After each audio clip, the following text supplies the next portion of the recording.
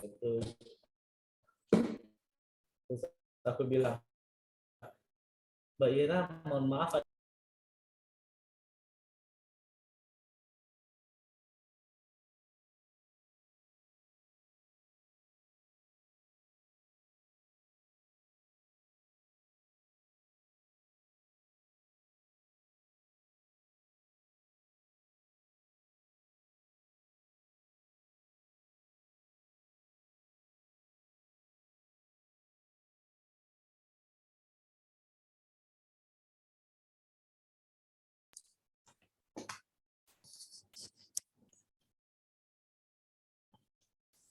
Yuk kita mulai yuk. Saya udah ganti sekarang itu men. Biasa sesuai dengan alamiahnya atau isi akadnya apa? Nggak ada akuntansi isi akad. Gitu. Kan harusnya dari situ ya. Ya, Assalamualaikum warahmatullahi wabarakatuh. Waalaikumsalam warahmatullahi wabarakatuh. Waalaikumsalam warahmatullahi wabarakatuh. Alhamdulillah ya. Minggu yang lalu saya nggak sempat ngasih kuliah ya. Oke, kita coba kuliah hari ini. Ini kelas A dan kelas B sengaja saya gabung ya hari ini karena saya khawatir nanti malam itu saya nggak bisa ngajar karena harus di rumah sakit ya. Kebetulan anak masuk rumah sakit di Karos ya. Jadi kemungkinan saya jadi piket nih nanti malam. Ya, jadi mohon perhatiannya untuk siang ini saya akan coba memutarkan tentang mikromeritik biar lebih biar lebih mengerti kembali apa itu mikromeritik ya. Kemudian nanti ujian nanti kalau nggak salah kita ujian tanggal 22 Juli ya. Untuk farmasi fisika 22 Juli ya. Jadi kemungkinan masih ada 2 kali atau 3 kali pertemuan yang memang dapat kita lakukan ya. Nanti salah satu dari 2 atau 3 kali pertemuan tadi kita isi dengan membahas soal-soal ya. Nanti babnya juga nggak akan banyak-banyak ya, mungkin bab yang tentang mikromeritik yang sekarang ini, kemudian bab yang kinetika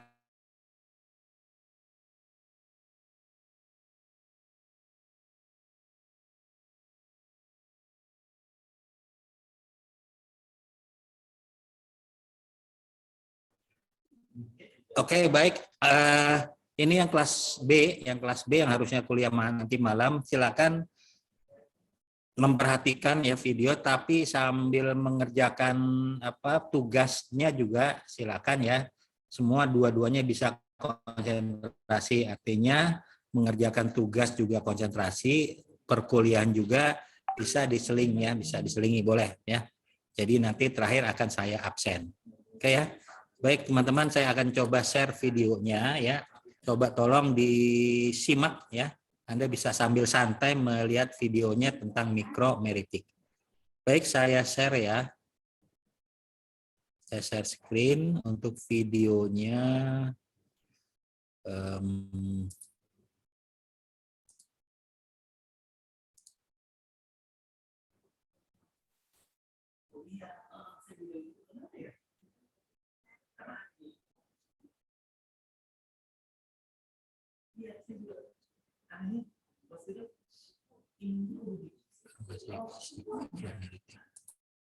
Oke.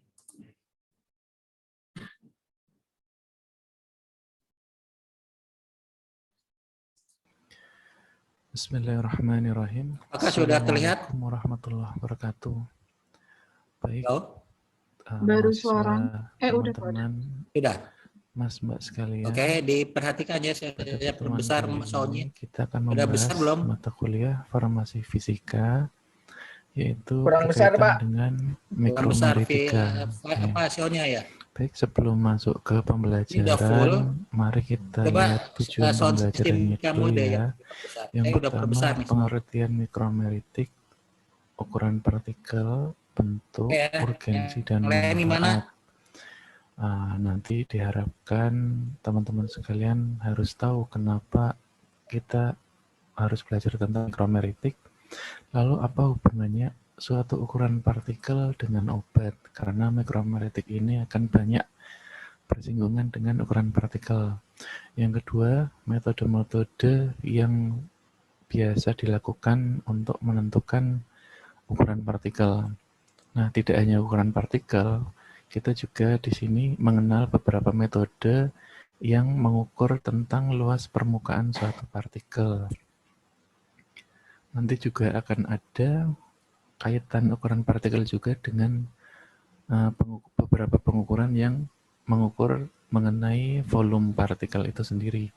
Lalu yang terakhir, teman-teman di sini kita berkenalan dengan beberapa sifat turunan dari suatu serbuk. Nah, ini untuk perkenalan aja, tapi untuk lengkapnya teman-teman akan banyak mendapatkan di mata kuliah yang lain. Oke, baik. Ini overview awal aja.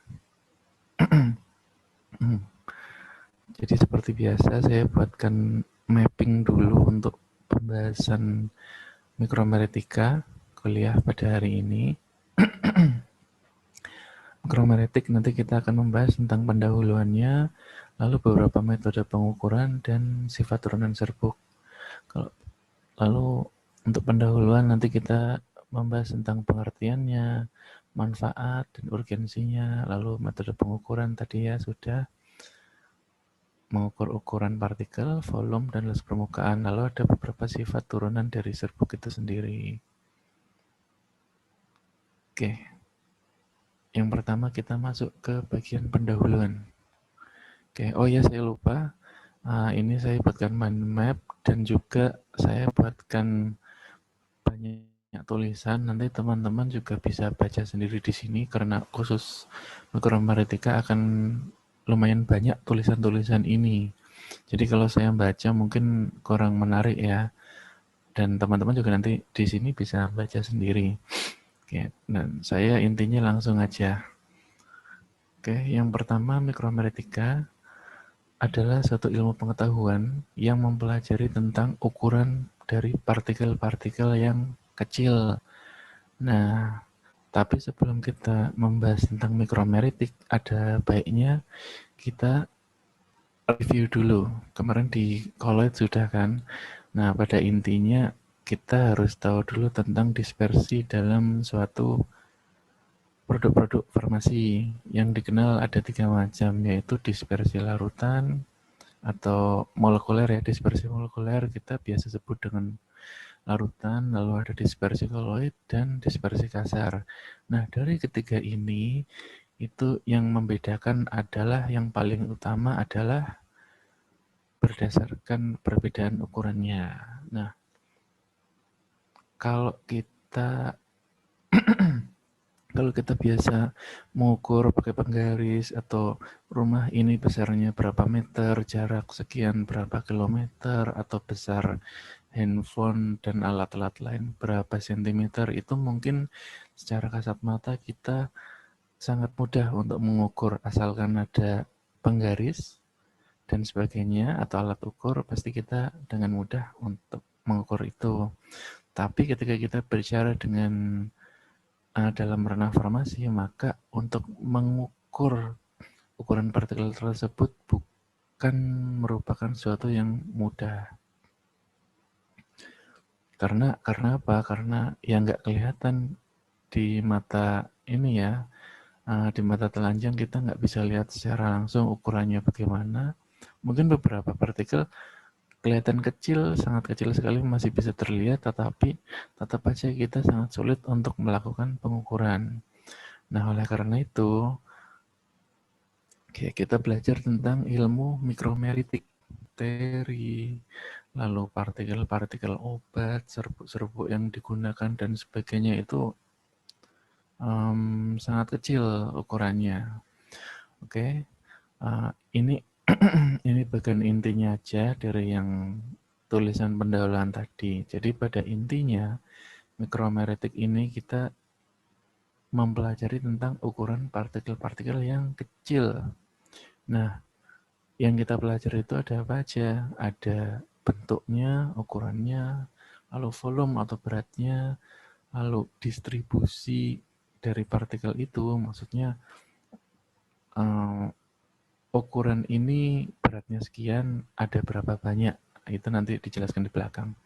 Nah, selain itu juga ada sifat-sifat lain yang mendasari partikel kecil tadi. Dalam hal ini adalah sifat turunan serbuk tadi. Nah, kenapa kita harus belajar tentang mikromeritik?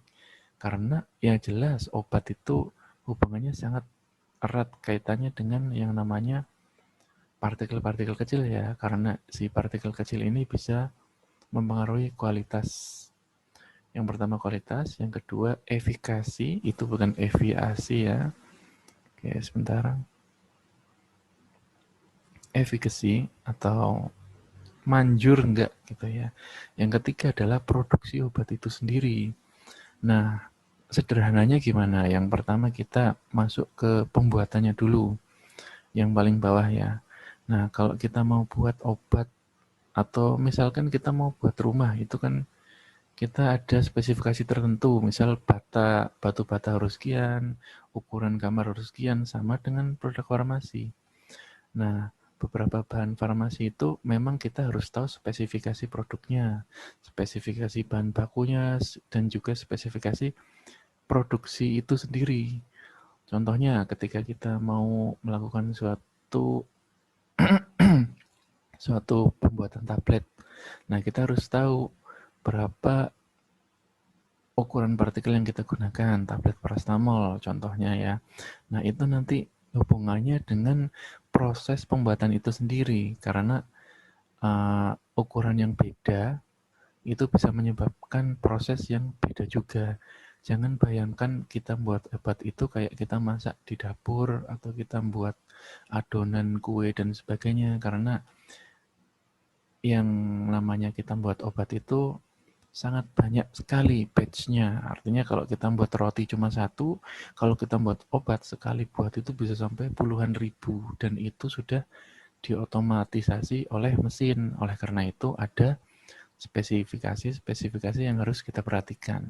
Salah satunya adalah ukuran partikel, bentuk, volume, dan sebagainya. Dan ini nanti teman-teman pelajari di teknologi sediaan farmasi.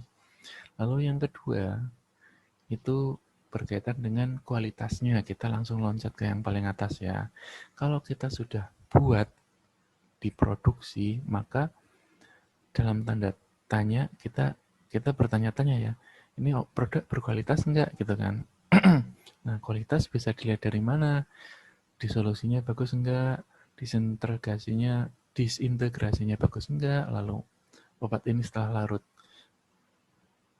setelah mudah disolusi dan disintegrasi, dia pastinya mempercepat absorpsinya gitu kan. Lalu stabilitas DN ini maksudnya contohnya ketika kita buat suspensi dan emulsi, kita perlu spesifikasi ukuran yang ingin kita gunakan.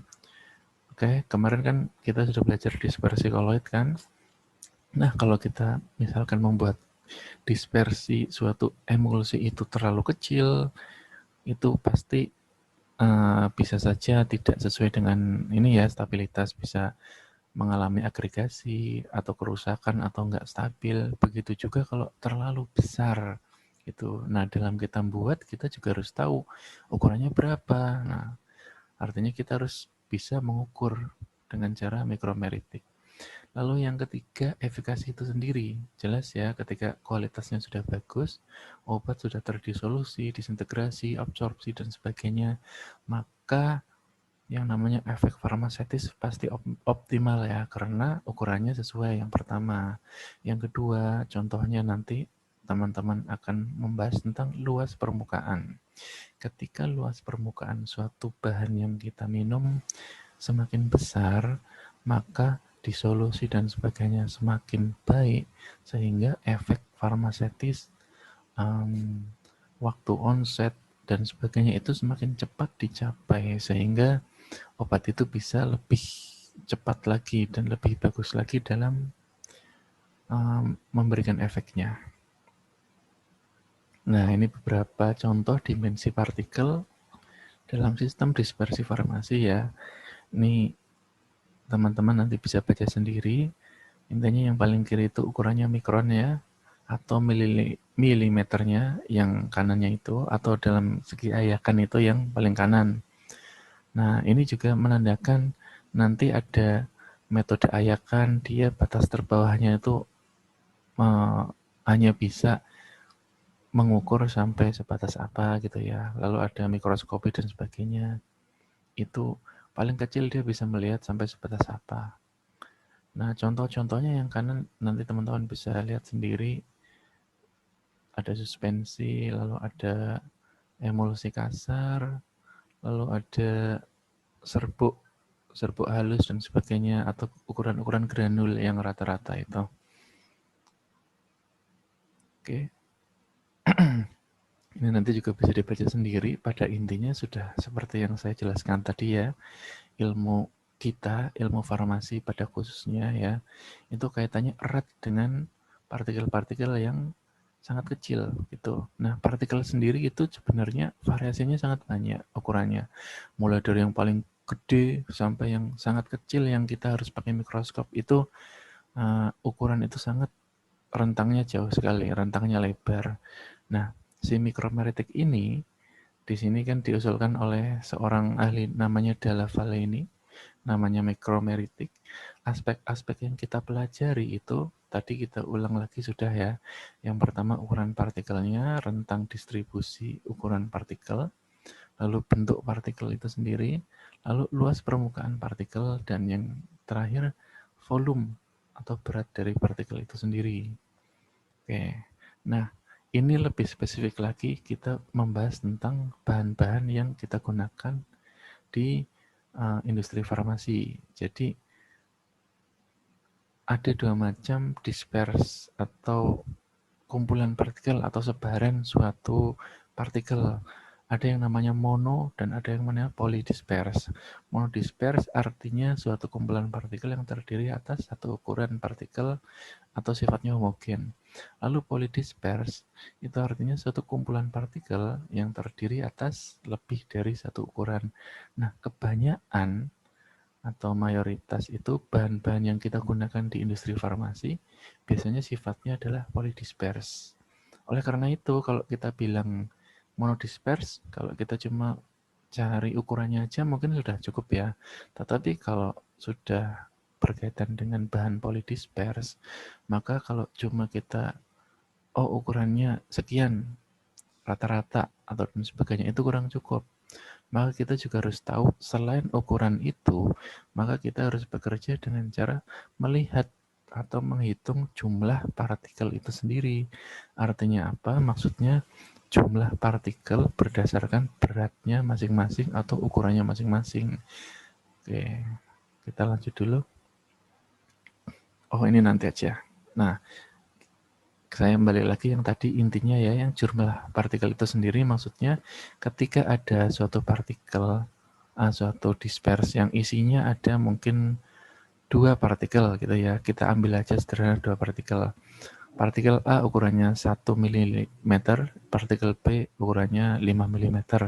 Nah, ini rata-ratanya kan berarti 3 mm gitu kan.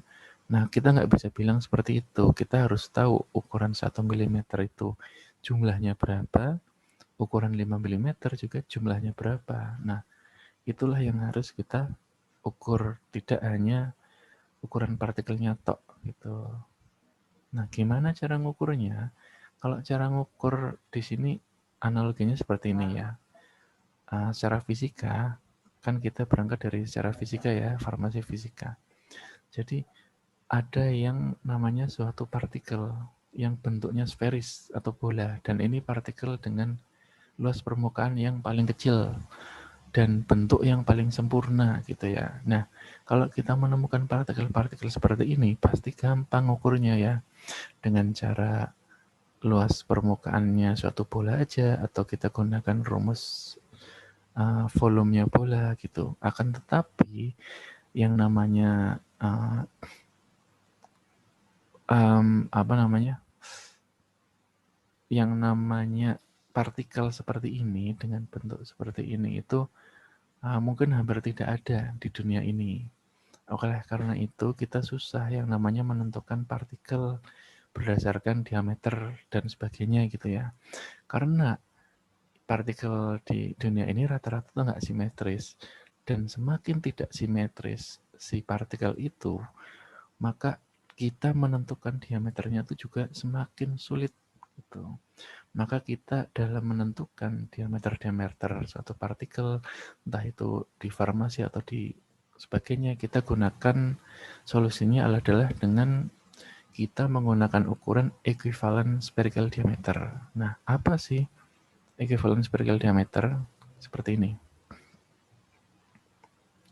Jadi di pendahuluan aja, pada intinya equivalent spherical diameter yaitu ukuran ini, ukuran yang merepresentasikan ukuran partikel, suatu ukuran partikel tertentu ya, dengan menghubungkannya dengan diameter suatu sphere atau bola yang memiliki luas permukaan, volume, dan diameter yang sama.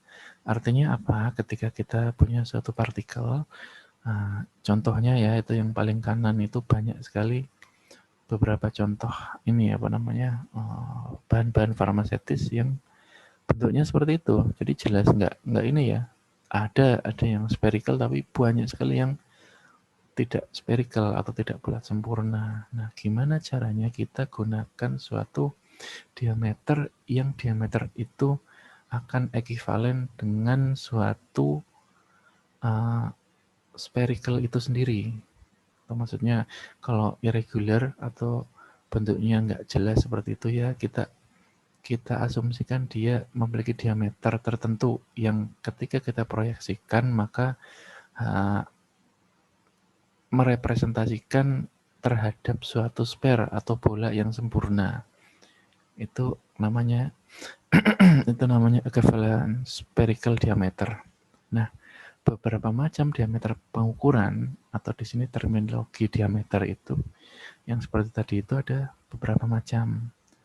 Contohnya teman-teman bisa baca sendiri, silakan. Ada DS, diameter surface, DV volume, DP itu projected, dan DST itu stokes. Nah, diameter ini itu diperoleh dari metode pengukuran yang beda-beda. Beda metode, diameternya juga nanti tulisannya beda.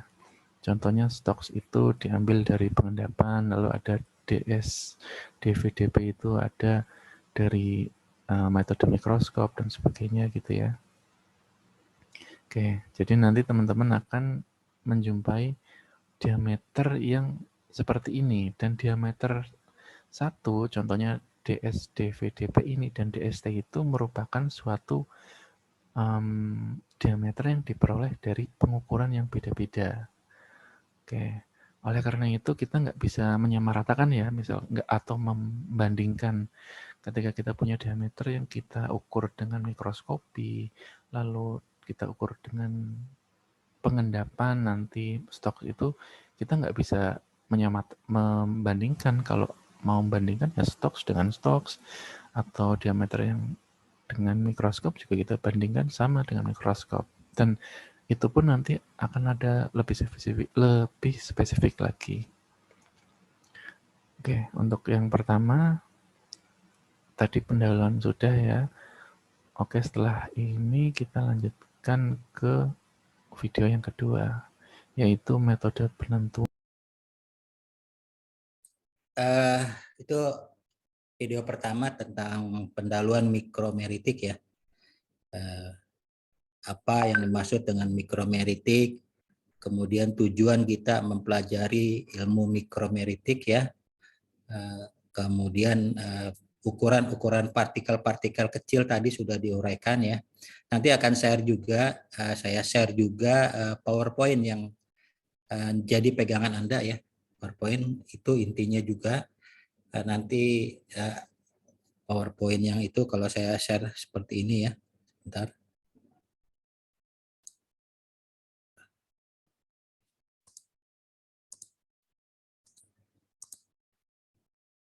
Ya, terlihat ya. Ini PowerPoint yang saya buat. Ya. Artinya kita lihat bahwa nanti di video kedua itu kita akan melihat bagaimana cara menentukan metode ukuran partikel. Yang pertama tentu dengan mikroskop optik, ya mikroskop optik ukuran partikelnya antara 0,2 mikrometer sampai 100, ya. Ini akan diuraikan lebih lanjut ya. Kerugiannya kalau menggunakan mikroskop optik itu biasanya partikelnya hanya terlihat 2 dimensi. Kemudian jumlah partikelnya karena sangat banyak sehingga kalau dihitung memerlukan waktu dan sangat jelimet. Ya, ini contoh menggunakan mikroskop optik ya.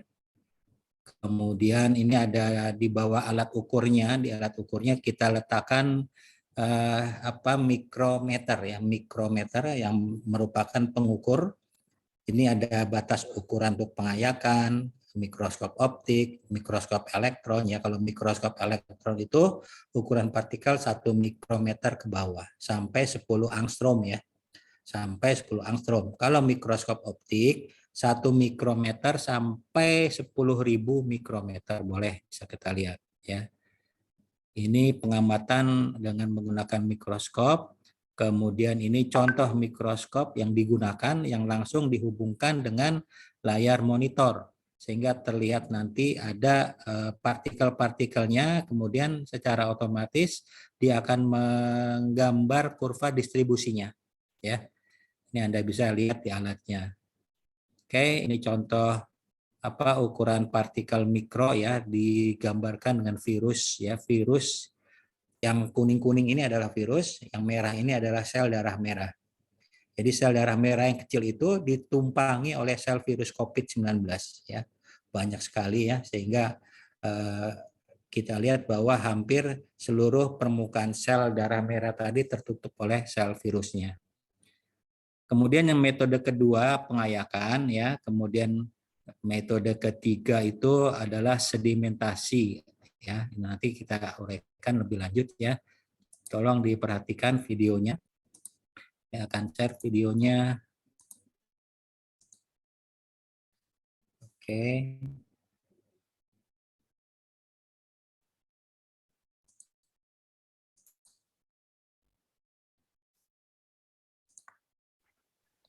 Bismillahirrahmanirrahim. Sudah terlihat ya? Baik, kita masuk ke pembahasan kedua ya, yaitu metode penentuan ukuran partikel. Karena yang pertama tadi kita sudah membahas tentang apa itu mikromeritik dan beberapa urgensinya. Kenapa kita harus belajar mikromeritik. Lalu untuk metode penentuan ukuran partikel, oke. Nah, ini beberapa metode penentuan ukuran partikel. Sebenarnya metodenya ada banyak ya. Nah, di beberapa textbook yang lain itu sangat banyak sekali. Cuma untuk yang teman-teman perlu ketahui di sini dan yang ada di buku Martin, nanti teman-teman juga bisa baca sendiri di buku Martin itu ada sekian. Oke, dan yang akan saya sampaikan nanti hanya sedikit pengantarnya saja atau ya di permukaan saja. Untuk yang sangat detailnya nanti teman-teman yang ingin mendalami tentang metode-metode pengukuran ini bisa baca sendiri di buku farmasi fisika ya, khususnya yang Martin itu sendiri karena kita acuannya di buku itu. Oke, untuk beberapa metode pengukuran tadi sudah disebutkan ya, ada mikroskop, pengayaan, sedimentasi, dan Coulter-Kantor. Dan ada metode untuk pengukuran luas permukaan, yaitu ada metode absorpsi dan metode permeabilitas udara. Nah, kita masuk ke yang pertama, metode untuk menentukan ukuran partikel. Ada 4 tadi ya, sudah dijelaskan. Nah, untuk keempat metode ini tidak ada yang lebih baik dan lebih buruk, karena semuanya sesungguhnya itu bukan merupakan pengukuran dalam tanda kutip secara langsung gitu ya. Kenapa? Kalau kita lihat yang mikroskopik sudah jelas ya, memang sudah terlihat kalau itu partikelnya bentuknya jelas seperti itu. Diameternya juga sekian, tetapi yang namanya mikroskopik itu kita hanya bisa melihat secara 2 dimensi. Lalu yang kedua pengenapan atau sedimentasi atau yang kiri atas itu ya, yang warna biru. Nah, itu alatnya. Untuk pengelapan ini juga data yang kita hasilkan itu adalah data yang diturunkan terhadap relatif terhadap hukum Stokes. Jadi ada suatu benda atau partikel, dia memiliki kecenderungan untuk mengendap. Nah, diameter atau besarnya ukuran itu berpengaruh terhadap pengendapan itu sendiri, dan itu dilihat, kita bisa lihat dalam hukum Stokes hubungannya. Lalu yang ketiga, mengenai volume partikel dengan alatnya yaitu Collar counter, itu juga kita dapat menghitung diameter volume ekuivalen dari suatu partikel. Tetapi kita juga nggak tahu bentuknya itu seperti apa gitu. Jadi masing-masing metode itu punya kelebihan dan kekurangan sendiri-sendiri ya. Dan kita tidak bisa membandingkan antara metode satu dengan metode yang lainnya. Nah, ini untuk distribusi ukuran yang dapat kita ukur ya. Untuk yang kotak biru itu adalah metode-metode yang digunakan untuk mengukur ukuran partikel dan volumenya. Lalu yang saya kotaki merah adalah metode yang digunakan untuk mengukur luas permukaan dari suatu partikel, dan itu di bawah itu adalah rentang ukuran. Oke, jadi ini kita lebih ke prinsip dan inti-intinya saja ya. Oke, langsung saja. Yang pertama adalah mengenai mikroskop optik. Nanti teman-teman juga bisa baca sendiri ya, pada intinya partikel yang bisa kita amati itu kisarannya antara 0,2 sampai 100 mikrometer. Lalu biasa untuk hitung sediaan suspensi dan emulsi. Lalu caranya nanti waktu praktikum sudah dijelaskan ya, cara penggunaannya atau cara pengukurannya. Menggunakan slide standar mikrometer yang di situ sudah ada skalanya, dan kita hitung satu demi satu. Nah, kelebihannya kita bisa lihat langsung atau mengamati langsung bentuk partikel itu. Dan kalau ada yang menggumpal pun, jadi kalau partikel itu tidak berubah partikel tunggal, kita bisa tahu dan kita bisa hindari untuk mengukur partikel itu. Nah, untuk kekurangannya sama ya, tadi diameter hanya 2 dimensi, lalu jumlah partikelnya kita harus hitung dengan banyak ya. Yang ini memang nanti melelahkan karena kita banyak sekali yang harus dihitung. Lalu juga variasi antar operatornya itu besar. Maksudnya kalau saya yang mengamati dengan teman-teman sekalian itu hasilnya bisa beda. Nah, di sini maksudnya variasi antar operator itu besar. Walaupun bisa diatasi dengan ini ya, solusinya dengan fotomikrograf atau proyeksi atau scanner otomatis yang bisa melihat langsung tanpa mata kita gitu ya. Oke, nah ini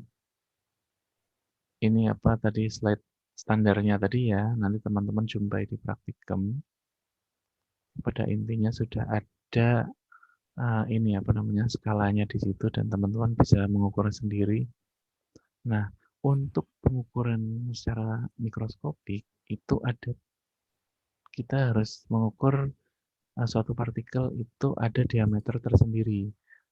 Ada 3 macam diameter yang digunakan dalam pengukuran secara mikroskopik. Yang pertama Martin, yang kedua Ferret, yang ketiga area proyeksi atau projection area.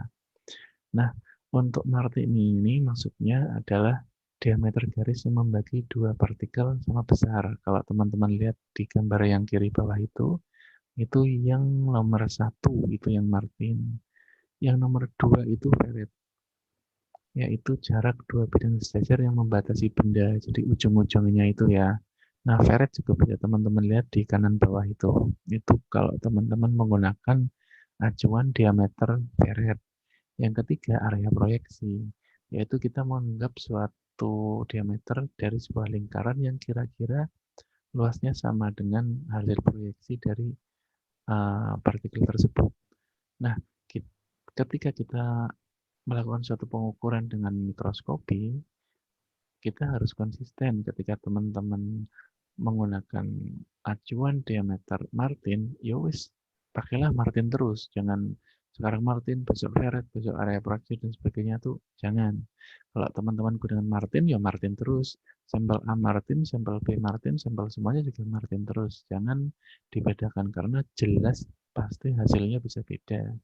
Dan memang beneran bisa beda gitu ya. Untuk ininya juga sama apa arah pengukurannya. Kalau teman-teman mengukur secara vertikal, ya tolong vertikal terus. Kalau teman-teman mengukur secara horizontal, teman-teman bisa ukur horizontal terus di tiap partikel itu ya, jangan beda-beda. Oke. Lalu untuk mikroskopi ini kita ada kaitan erat dengan persamaan Edmondson, yaitu untuk mengukur partikel rata. Persamaannya seperti itu, intinya diameter rata-ratanya adalah jumlah ND pangkat P plus F dibagi jumlah ND pangkat F dalam kurung pangkat seper P gitu ya. Nah, keterangannya teman-teman nanti bisa baca sendiri. Yang N itu jumlah partikelnya, D itu titik tengah atau rata-rata jarak ukuran, P itu indeks yang berhubungan dengan ukuran dari suatu partikel individu. Oke. Nah, kita ingin di sini pada intinya kita sederhanakan aja ya, teman-teman nanti ketika mengerjakan analisis data mikroskopi gitu ya, ada yang namanya N, ada yang namanya D. Nah, teman-teman silakan lihat di bawah. Pada intinya ketika teman-teman menggunakan yang paling bawah ya, paling bawah itu nanti akan ada ND pangkat 0 atau di situ N, ada juga ND pangkat 1, ND pangkat 2, ND pangkat 3. Artinya apa? Artinya perhitungan dengan seperti itu contohnya ND1 itu artinya menggambarkan panjang dari partikel yang teman-teman ukur. ND2 luas permukaannya, ND3 itu volumenya. Nah, kalau masih bingung kita lihat contohnya langsung. Kayak seperti ini ya. Jadi ada suatu partikel, kumpulan partikel dengan distribusi ukuran tertentu, teman-teman bisa lihat di yang paling kiri ya, dari 0,5 sampai 4. Nah, kita lihat, kita ukur rata-ratanya ya. Rata-ratanya contohnya yang paling atas, kita paling atas dulu ya, 0,5 sampai 1,00. Rata-ratanya adalah 0,5 tambah 1 dibagi 2, yaitu 0,75. Ya, itu namanya D. Lalu yang number of particle in each size range, kotak yang kedua, itu kita setelah kita ukur dan secara metode mikroskopi tadi ya, ternyata jumlah partikel yang memiliki mean of size range tadi, diameter yang sekian itu adalah jumlahnya 2. Nah, oleh karena itu kita bisa turunkan lagi yang ND ini. Oke, ini adalah hasil kali antara N dan D ini. Lalu ND kuadrat itu tinggal ini ya. ND, aduh, mana ini? D dikuadratkan, D pangkat 3 dan D pangkat 4. Itu nanti hasilnya beda. Nah, bedanya apa? Ketika kita bahas tentang ND1, ND pangkat 1, maaf ya. Nah, itu maksudnya kita melihat panjang dari partikel tersebut. Atau di sini kita bantu sederhananya, kita punya data ukuran partikel. Nah, dari data itu kita ingin mengkonversi, yang nanti akan saya jelaskan di belakang ya, ingin mengkonversi data itu ke dalam bentuk ND1, panjang partikel, atau luas partikelnya, atau volume partikel itu sendiri. Maka caranya adalah seperti ini. Nah, kita lanjut dulu ya, penjelasan di belakang.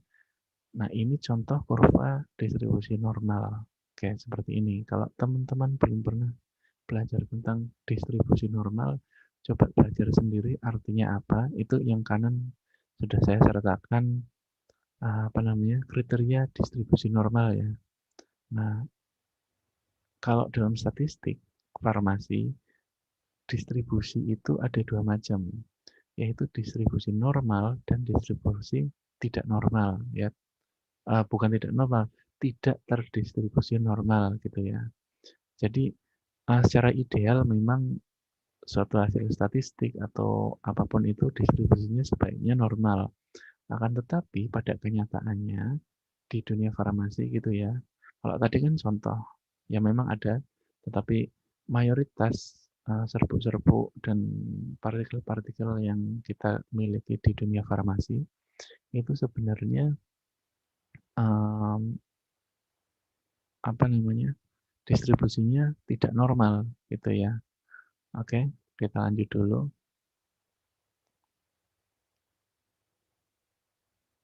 Oke, teman-teman nanti bisa baca sendiri. Pada intinya, dalam hal ini ya, kita ingin mengetahui hubungan antara jumlah atau berat partikel suatu rentang tertentu. Lalu kita memplotkan dalam satu grafik sehingga didapat kurva distribusi frekuensi. Kenapa hal ini penting? Tadi ya, yang sudah kita bahas di awal, karena partikel tertentu itu memiliki ukuran tertentu beserta frekuensinya gitu ya. Nggak cuma ukurannya aja, tapi kita harus tahu yang namanya frekuensi itu sendiri atau berapa banyak sih si partikel itu. Nah,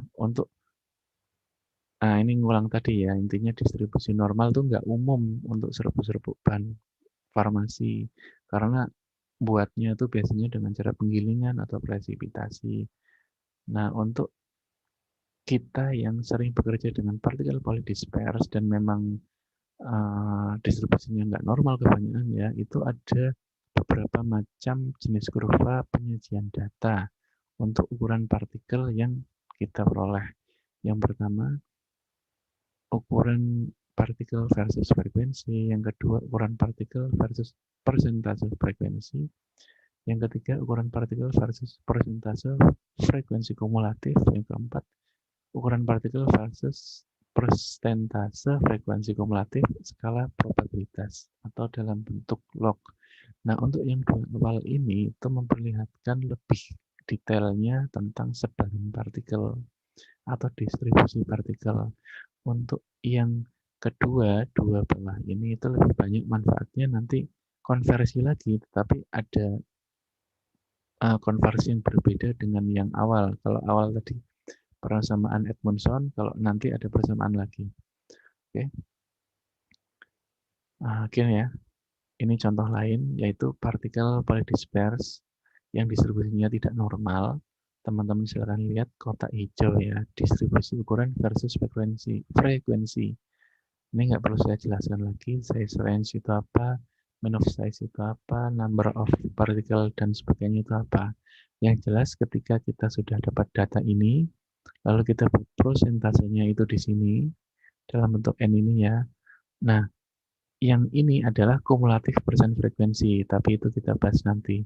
Bedanya, yang ini persentase, artinya si jumlah ini dibagi dengan total jumlahnya ya, ini persentasenya. Lalu, persentase kumulatif itu maksudnya dari ukuran ini dibanding dengan seluruhnya itu berapa persen gitu ya. Contohnya yang partikel pertama ini 2-4 itu ada 1%. Lalu 2-6 ini ya, itu adalah 17%. Ya sama kayak 1% tambah 16% ini ya. Dan seterusnya sampai 100%. Oke, yang pertama ukuran partikel versus persentase frekuensi. Jelas beda ya, kalau teman-teman lihat ini distribusi normal, kalau ini agak nyerong dan belok, ini tidak normal. Kita abaikan dulu yang kurva kedua. Nah, kita lihat kurva yang pertama ini. Ya, ini penyajian data yang pertama. Penyajian data yang kedua, kita ubah ukuran partikel yang bawah ini dalam bentuk logaritmik. Yang Y ini tetap sama. Oke. Lalu teman-teman akan menjumpai kurva ini akan menjadi lebih normal, tetapi tidak normal sebenarnya. Oleh karena itu, kurva ini disebut dengan kurva log normal ukuran partikel. Nah, setelah kita lihat tadi penyajian datanya ya, si peneliti ini atau ya namanya juga peneliti dan sebagainya, yaitu nggak puas kalau hanya diketahui ukurannya aja. Oleh karena itu, si peneliti ingin tahu gimana sih caranya dari data ukuran itu kita bisa tahu tentang data bobotnya gitu ya. Sama kayak yang tadi sudah saya jelaskan ya, ND2 dan ND3 tadi. Kalau ND panjang, ND2 itu luas permukaan, dan ND3 itu tentang volume. Nah, teman-teman bisa hitung sendiri aja dari yang tadi ya. Oke, ini yang kiri dari mulai size range dan sebagainya sudah nggak perlu saya jelaskan. ND juga teman-teman N kali D saja itu sudah tahu ya ini, dan ND pangkat 2 ND pangkat 3 itu sudah bisa menghitung sendiri. Pada intinya hasil dari ND3 ini hasil dari ND3 ini diproyeksikan adalah volume dari partikel tersebut. Partikel yang memiliki size range di size range ini ya gitu. Nah, hasilnya seperti apa? Seperti ini. Kalau kurva yang kiri adalah distribusi jumlahnya, kalau yang kanan adalah beratnya. Oke, sama ya. Ini yang log normal, ini yang biasa. Oke, ada distribusi jumlah dan distribusi berat. Oke, keuntungannya apa ketika kita membuat kurva seperti itu? Yang pertama, kita bisa melihat ada gambaran tentang distribusi diameter rata. Nah, yang kedua, kita juga bisa tahu. Jadi, dua sampel itu memang mungkin rata-ratanya sama, tetapi distribusinya itu bisa beda gitu ya. Nah, ini sama ya yang kayak saya bilang tadi, nggak puas sampai situ, kita juga bisa buat kurva lain untuk menentukan bobot partikel yang lebih akurat. Jadi ini itu tidak terlalu akurat ya, maka ada persamaan Hertz-Coate yang istilahnya persamaannya lebih akurat. Oke, dengan cara kita buat hubungan antara persentase kumulatif dengan ukuran partikel. Oke, kalau tadi hanya ukuran partikelnya saja, yang ND3, maka kita buat yang paling kanan nomor 10 ini. Persentase kumulatifnya, hasilnya adalah seperti ini. Oke. Dan ketika kita logkan lagi, maka hasilnya adalah seperti ini. Jadi ini aja ya, umum aja. Nah, di kurva log ini teman-teman bisa mencari tahu tentang standar deviasi, yaitu yang ini gitu ya. Lalu ada DG ini diameter geometrik berdasarkan ukuran, D aksen G ini diameter geometrik berdasarkan berat, yang ini yang merah. Oke, dan dari kurva ini kita bisa melihat dan mengkonversikan suatu diameter menjadi distribusinya beratnya gitu atau jumlahnya gitu ya. Kalau teman-teman lihat di sini ada persamaan Hertz-Coate. Kalau yang teman-teman lihat di yang distribusi berat itu sudah terangkum ini ya rumus-rumusnya, dan yang distribusi tengah itu yang jumlah juga sudah terangkum rumus-rumusnya.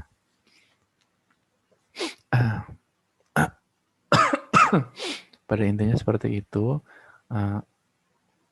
Dari sepanjang itu yang saya jelaskan tadi, nanti teman-teman bisa dalami sendiri. Tapi pada intinya, ketika kita memiliki suatu data ukuran partikel secara mikroskopi tadi, kita bisa mengira-ira bobot partikel dari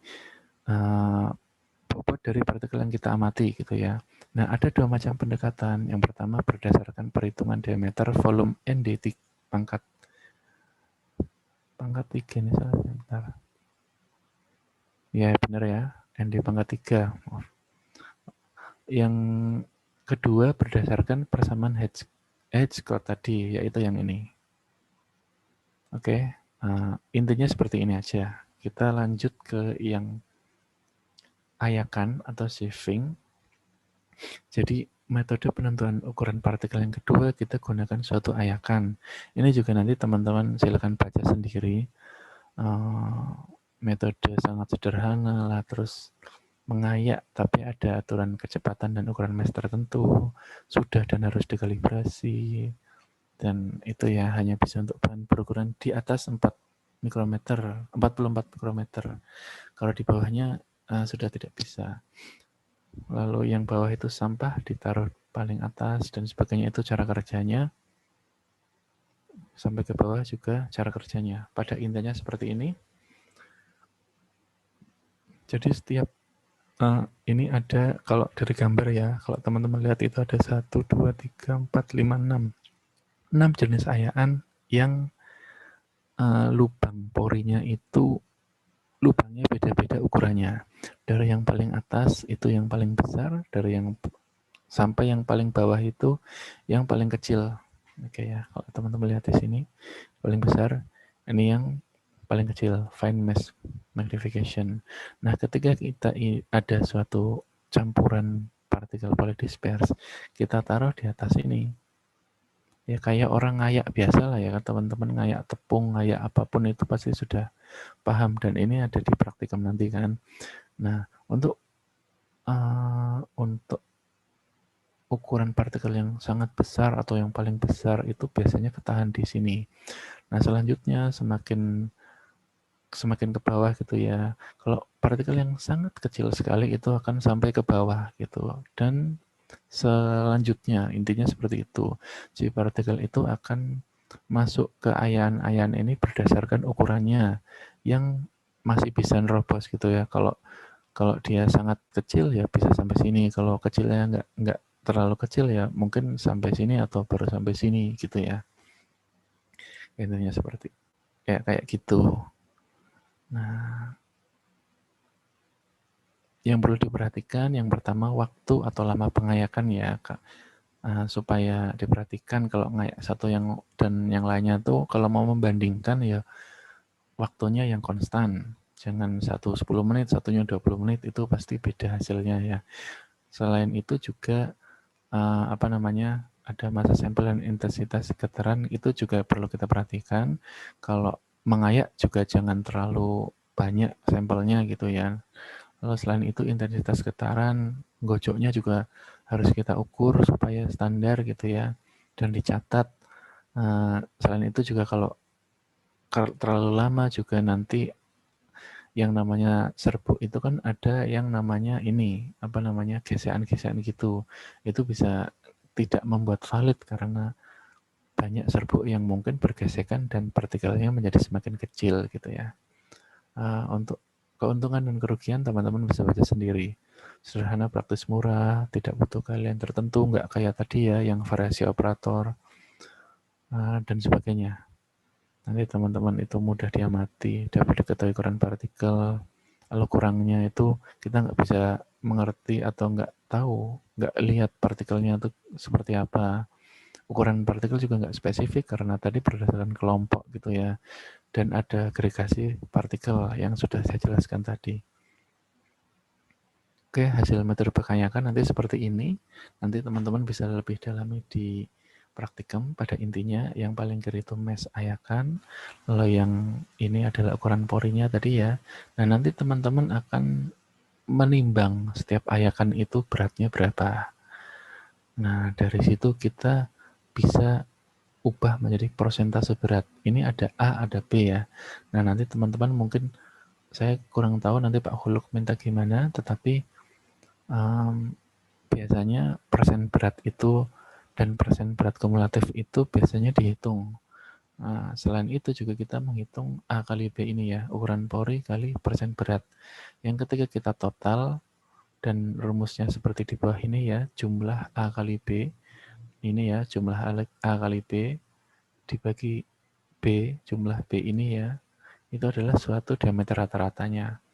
Nah, kenapa kita harus cari persen berat dan persen berat kumulatif? Karena kita ingin membuat kurva seperti ini, yaitu distribusi berat dan distribusi persen berat kumulatifnya.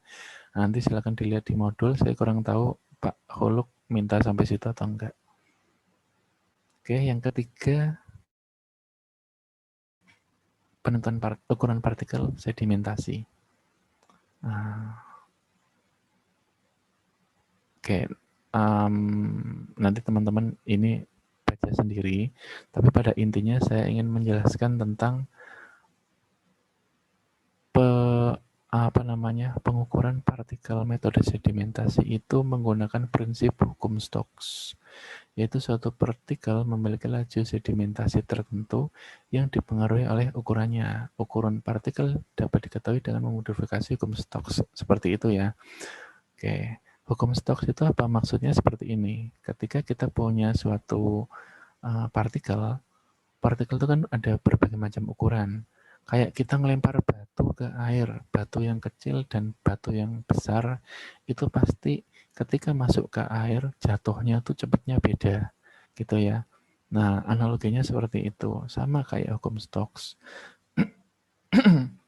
Hukum Stokes juga seperti itu. Jadi, perbedaan ukuran partikel itu adalah dalam hal ini beda diameternya atau beratnya itu juga mempengaruhi jatuhnya tuh waktunya juga beda gitu ya. Oleh karena itu persamaan hukum Stokes ini bisa jadi acuan untuk kita melihat diameter partikel itu berapa sih dengan cara kita taruh dan kita tunggu dia sampai mengendap. Makanya namanya sedimentasi. Nah, rumusnya seperti itu. Ini ya. D itu diameter ini berbanding lurus dengan viskositas medium, jelas ya. Berbanding lurus dengan jarak jatuhnya dalam waktu tertentu ya, lalu berbanding terbalik dengan gaya gravitasi, ini ya, percepatan gravitasi, dan T juga, waktu T, lalu rho S kurangi rho O ini ya, rho itu kerapatan partikel dikurangi kerapatan medium dispersi. Nah, sebagai catatan, ketika teman-teman menggunakan hukum Stokes itu hanya dapat digunakan jika tidak ada turbulensi pada sistem itu. Artinya apa? Kalau teman-teman yang belum tahu turbulensi itu maksudnya perubahan kecepatan. Pokoknya ada suatu perubahan kecepatan di situ yang menyebabkan si partikel ini turunnya tuh jadi berubah. Gerakannya jadi tidak standar seperti kayak tadi gitu ya, kayak yang ini. Oke, ini kan ada syarat. Aliran mediumnya laminar atau streamline, tidak ada turbulensi. Oke. Nah, ada tidaknya turbulensi ini kita bisa tahu dengan rumus Reynolds gitu ya, RE. Nah, si Reynolds ini menghitung bahwa jika RE itu lebih dari 0,2 artinya terjadi turbulensi. Oleh karena itu, ketika kita ingin menggunakan hukum Stokes, maka kita harus menggunakan hukum Stokes yang RE itu agar di bawah 0,2. Ini saya salah ya. 0,2 artinya tidak terjadi turbulensi. Kalau RE-nya di bawah 0,2, turbulensi itu nggak terjadi dan hukum Stokes yang kita gunakan untuk mengukur ukuran partikel itu valid. Nah, jadinya rumusnya seperti ini. Oke, ini ada contoh soal, nanti teman-teman baca sendiri dan mengerjakan sendiri ya. Ini sudah ada ininya pengerjaannya, dan yang ini belum ada tapi sudah ada kunci jawabannya, nanti bisa latihan sendiri. Oke, mungkin video ini udah kepanjangan ya, gara-gara menjelaskan yang mikroskopi tadi. Setelahnya kita lanjut di metode penentuan volume partikel ya. Kalau tadi ukuran, sekarang volume. Sebentar, ini panjang nggak? Dikit aja ya. Nanti kita lanjut di yang luas partikel. Ya, oke teman-teman ya, itu video yang kedua ya. Nanti satu lagi video yang ketiga juga mungkin singkat aja, 5 menit cukup waktunya. Baik, kita minggu depan masih ada 1 kali kuliah ya, tapi saya minta mungkin ada 1 kali tambahan ya, karena ada yang minta khusus bahas soal-soalnya ya. Oke, kalau kita atur aja waktunya 1 kali tambahan itu kapan ya. Yang jelas hari Selasa minggu depan kita kuliah yang 1 kali plus 1 kali yang tambahan ya.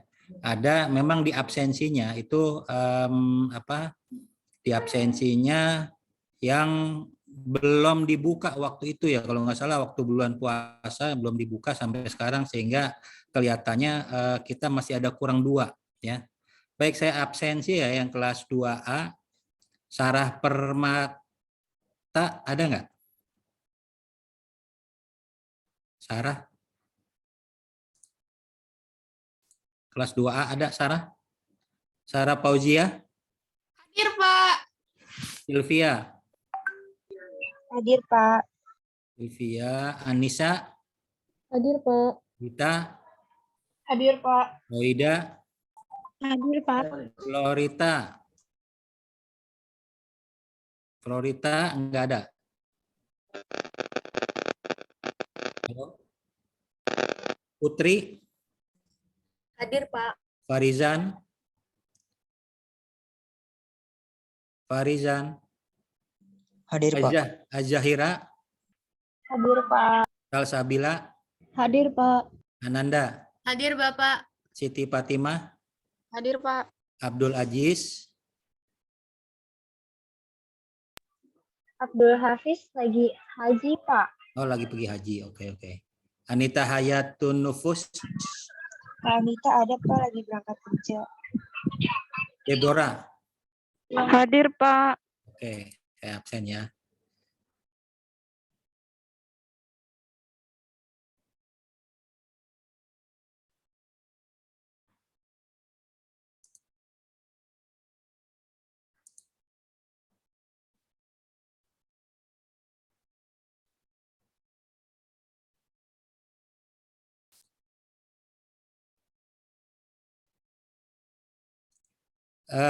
Kelas B, Diah Ayu, Hadir, Pak. Anita Rahma, Anya Rahman,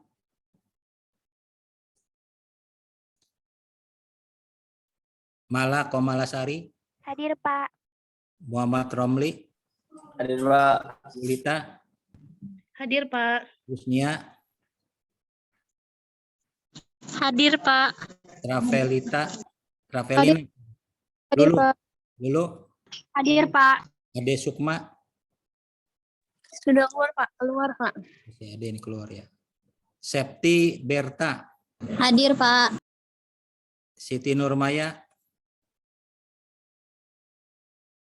ada? Ayo dia, Hadir, Pak. Fahmi Rizky, Fadilah, Sulistiani, Hadir, Pak. Ananda ada? Partisipan ada, Pak. Oh, Sri Amalia, Hadir, Pak. Iskandar, Hadir, Pak. Nia Febriana, Hadir, Pak. Azahra, Hadir, Pak. Arta Hadir, Junita, Pak. Mutiara Andini, Hadir, Pak.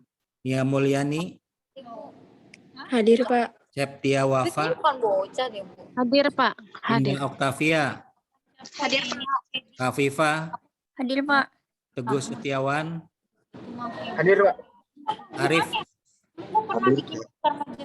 Siti Azkia, Oh, kata aku mau minta tolong dimasukin. Siti Azkia Zahra, Syifa Fauzia, Hadir, Pak. Ilmi, Hadir, Pak. Selina, Hadir, Pak.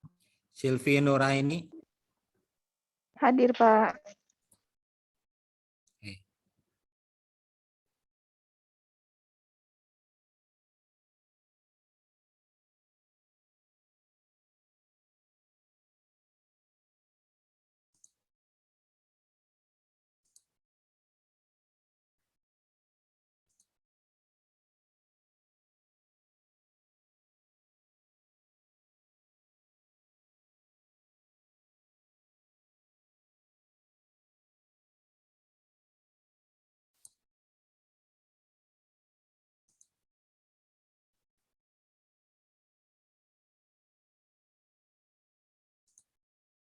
Sedikit lagi ya kita tuntaskan, nanti tinggal latihan soal saja.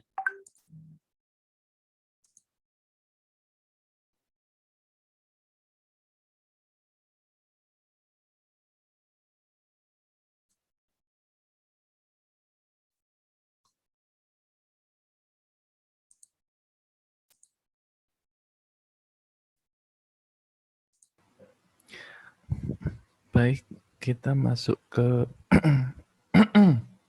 kita masuk ke video ketiga yang terakhir. Oke, pada video ketiga ini kita akan membahas tentang penentuan luas permukaan partikel, lalu juga nanti ada sifat turunan dari suatu serbuk. Tapi ini hanya sekilas saja. Oke, yang pertama ada dua metode dalam menentukan luas permukaan. Setidaknya yang ada di materi ini ya. Kalau teman-teman nanti cari mungkin sangat banyak di sekitaran sana. Tetapi di antara banyak itu ada dua metode. Yang pertama metode adsorpsi, yaitu dengan cara mengabsorpsikan suatu gas ke dalam permukaan partikel tertentu. Yang kedua adalah metode permeabilitas udara, yaitu dengan cara kita melewatkan suatu udara ke dalam suatu partikel. Seberapa bisa dia menembus partikel tersebut, itu kita nanti akan ukur. Oke, kita masuk ke yang pertama dulu. Oke, metode Yaitu metode penentuan adsorpsi. luas permukaan Nah, partikel ini kita nanti lewati saja teman-teman ya. juga bisa sambil gas Kita gitu ya. lewatkan metode Oke, penentuan jadi luas caranya gimana? Kita dengan teman-teman juga bisa metode lihat di paragraf adsorpsi kita lewati keempat ya saja. gitu. Gas termal dari gas tersebut yang kita miliki. Nanti ada Ini putar yang di sendiri. antara membran Kemudian yang poros kedua, ini, metode permeabilitas artinya ada udara juga kita lewatin pori-porinya. saja ya. Apa Kita langsung yang menuju akan kita ke alat manometer. Manometer yang nitrogen ke tadi. porositas yang kita, ya. Oke, yang namanya silakan serbuk itu diperhatikan kan untuk kalau teman-teman sifat lihat di sini, turunan itu serbuk tidak porositas. selalu kompak atau menjadi satu. Atau mampet benar-benar padat gitu ya. Biasanya ada rongga-rongga di antaranya. Nah, seperti ini. Nah, ketika kita lakukan pengepakan, kita naik boso ininya, boso sederhananya di tek di apa namanya? Diketok-ketokkan atau di apapun sampai dia menjadi kompak seperti ini, maka akan terjadi penurunan tinggi. Dia seperti ini, volume ya. Sama ya, ini kan volumenya sekian, dia volumenya akan menurun. Kenapa? Karena pori-pori yang rongga yang tadinya seperti ini itu akan menjadi kompak. Jadi si serbuk itu yang tadinya seperti ini akan kompak dan rongganya akan berkurang.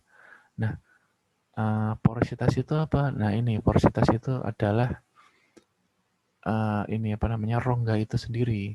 Dan porositas ini maksudnya adalah di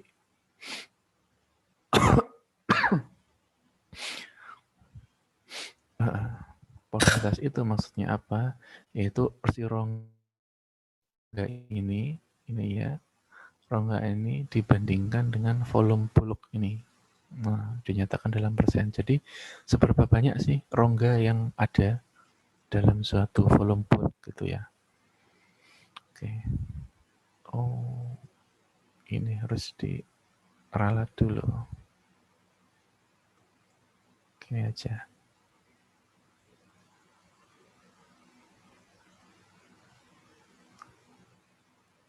Oke ya, untuk porositas teman-teman intinya sudah tahu. Jadi, ada pori-pori di situ, ada suatu rongga.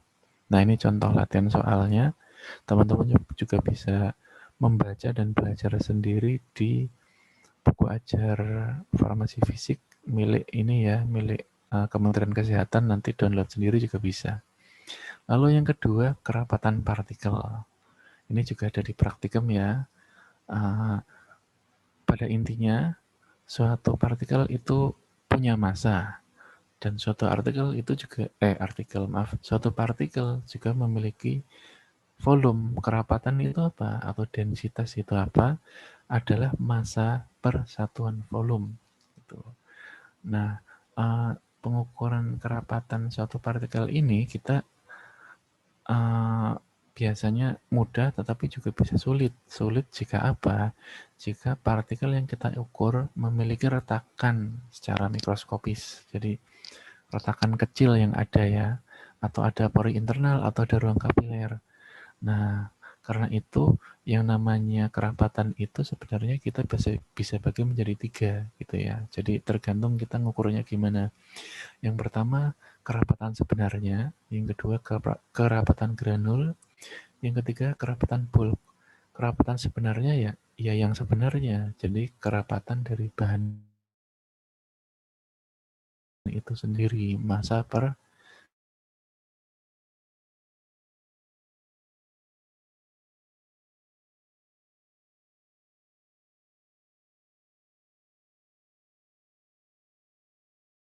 yang biasanya dipakai di sediaan farmasi gitu ya. Jadi partikel kecil-kecil yang istilahnya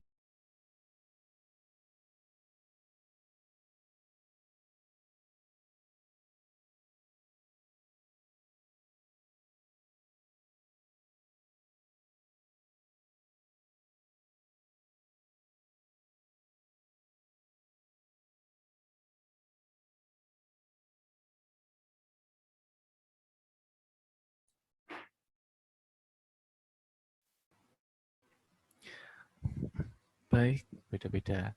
Nah, hasil ralat dulu dibagi dengan volume bulk gitu ya. Jadi adalah belajar sendiri di pori-pori yang rongga yang tadinya seperti ini itu tidak selalu sama ya. Ini kan volumenya sekian, dia volumenya akan menurun. Kenapa? Karena pori-pori yang rongga yang tadinya seperti ini itu akan menjadi kompak. Jadi si serbuk itu yang tadinya seperti ini akan kompak dan rongganya akan berkurang. Nah, porositas itu apa? Nah, ini porositas itu adalah ini apa namanya rongga itu sendiri. Dan porositas ini maksudnya adalah di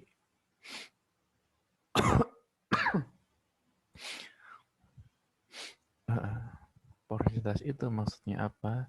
Yaitu si rongga ini ya, rongga ini dibandingkan dengan volume bulk ini. Nah, dinyatakan dalam persen. Jadi seberapa banyak sih rongga yang ada dalam suatu volume bulk gitu ya. Oke. Oh, ini harus diralat dulu. Gini aja.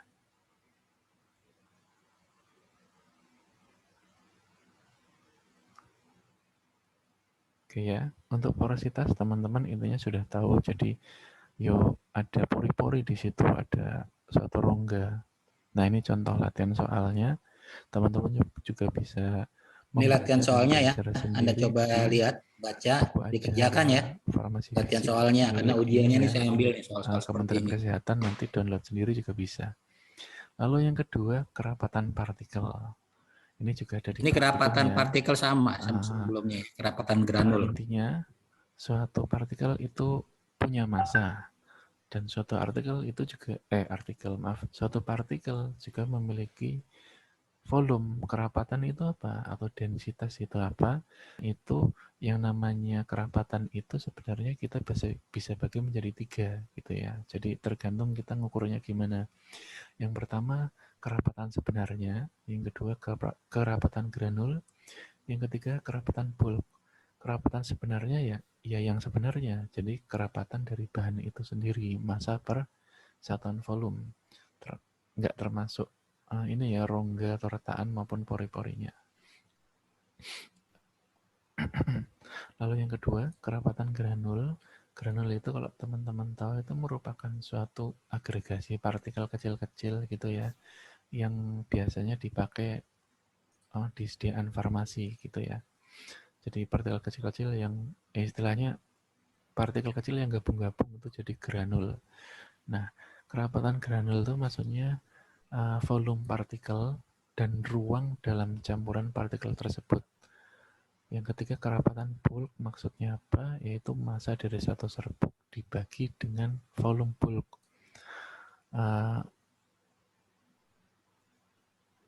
Seperti ini aja. Ini contoh ininya apa namanya? Sederhananya. Jadi kerapatan bulk itu maksudnya ini. Kalau teman-teman lihat itu yang titik-titik seperti ini dan yang besar-besar ini perbedaannya apa? Perbedaannya adalah yang kiri, yang titik-titik ini maksudnya dia tuh solid. Jadi 100% solid dan di situ dalam tanda kutip tidak ada pori yang ada. Nah, inilah yang dinamakan densitas suatu partikel gitu. Nah, bulk itu apa? Bulk itu seperti ini. Teman-teman lihat di situ ada, di situ ada partikel yang ukurannya besar dan ada rongga-rongga di tengahnya yang ketika kita tap-tap kayak tadi dia akan mampat sehingga bisa jadi seperti ini gitu ya. Ini yang namanya bulk density atau kerapatan bulk. Massa per satuan volume tapi dalam bentuk ini. Kalau ini kerapatan yang asli atau sesungguhnya yaitu benar-benar massa per satuan volume ini. Nah, kalau kita lihat lebih dekat di partikel ini contohnya kita ambil satu partikel kecil ini dan kita perbesar, maka teman-teman juga bisa lihat selain di bulk ini ada pori, ada pori seperti ini, juga di dalam partikel itu sendiri juga ada pori-pori yang seperti ini, crack kayak tadi. Oke, maka kita bisa bagi kerapatan itu jadi 3 jenis tadi ya. Oke, nah yang pertama adalah kerapatan sebenarnya. Ini nggak perlu saya jelaskan lagi ya. Oke, jadi intinya M per V, rho kerapatan sebenarnya sama dengan massa per satuan volume, yaitu kerapatan dari bahan itu sendiri, nggak termasuk volumenya si ini atau volume dari granul tadi ya, yang pori-pori di antara ini nggak ada. Jadi persis volumenya si ini, massanya dibagi volumenya si partikel tersebut. Pengukurannya bisa kita lakukan dengan densitometer helium untuk partikel yang padat dan berpori ya, karena helium bisa berpenetrasi ke celah-celah ini. Sedangkan air dan air raksa itu hanya sampai di sini, A dan B ini. Kalau helium bisa masuk ke C. Lalu pyknometer ini untuk partikel cair dan padat yang tak berpori. Oke, yang kedua kerapatan granul. Kalau tadi yang benar-benar volume asli benarnya. Lalu yang kedua adalah kerapatan granul yang merupakan volume kerapatan granul, ruang kerapatan serbuk sama ya. Rumusnya juga sama ya. Anda bisa perhatikan. Ini granul yang sebenarnya ada sama partikel padat. Vg min Vp per Vg. 1 min Vp per Vg. Tadi. Atau sama dengan 1 min rho G. Rho itu massa jenis. 1 min Per rho massa jenis atau apa? 1 min granul dibagi massa jenis rho, sebenarnya. karena V itu sebanding dengan massa dari satu serbuk dibagi dengan volume bulk itu. Massa partikel tersebut dibanding dengan volume bulknya. Intinya sifat turunan serbuk ya. sama M ya. ini massanya ini, V ini adalah volume bulk tadi. Jadi yang membedakan adalah volume ini tadi. Volume yang bulknya, volume yang kenyataannya yang ini gitu ya. Dan volume yang partikel dan ruang dalam campuran paligam tersebut. Ini contoh soal kerapatan balok sama. Nanti dibaca pelan-pelan. Ya, sama persis granul, serbuk, balok sama tuh ya. Anda tinggal pelajari sedikit saja. Satu dikuasai semuanya bisa. Bahan dan sebagainya. Jadi semua itu otomatis. Ini sifat turunan serbuk ya. Nah, sifat turunan tersebuk ini perlu Anda mengerti karena ini dipakai nanti dalam hal praktikum farmasetik, terutama praktikum solid ya, cetakan tablet. Yang Anda bisa lihat serbuk yang mengalir ya, atau apapun itu serbuk yang memang sangat memenuhi syarat, serbuknya mengalir bebas, teman-teman bayangkan misalkan kita membentuk sudut tertentu ya. Ini ada rumus tangen alfa sama dengan H per R. H itu tinggi, R itu jari-jarinya. Itu pasti nggak akan jadi tablet. Anda bisa lihat. Sebaliknya, kalau terlalu gampang pun juga akan sangat mengganggu juga. Contohnya, kalau kalau terlalu sulit mengalir itu dia bisa dosisnya terlalu kecil atau tabletnya nggak jadi. Sebaliknya kalau terlalu mudah mengalir, dosisnya terlalu besar atau nggak jadi kekempa karena ketebalan gitu kan. tabletnya nggak jadi rapuh dan sebagainya. Oleh karena itu, maaf, atau lalu bentuknya, salurannya bisa jadi dan udah gitu, dan waktunya sangat panjang. Tapi pada intinya yang ingin Ya, saya ini overview sarankan, yang dan kita yang pelajari termasuk tiga ujian juga, saya tiga nggak akan video terlalu tadi. detail masalah ini, tapi Ada yang saya mikromeritik, pesankan ya, teman-teman ngerti ada tentang pendahuluan, manfaat dan peran metode dari mikromeritik. pengukuran, sifat Lalu turunan metode serbuk. pengukuran Kalau itu pendahuluan banyak itu tadi ya. adalah Ini yang istilahnya ingin apa, saya mikromeritik, tekankan adalah manfaat, teman-teman tahu sama prinsipnya saja. urgensinya.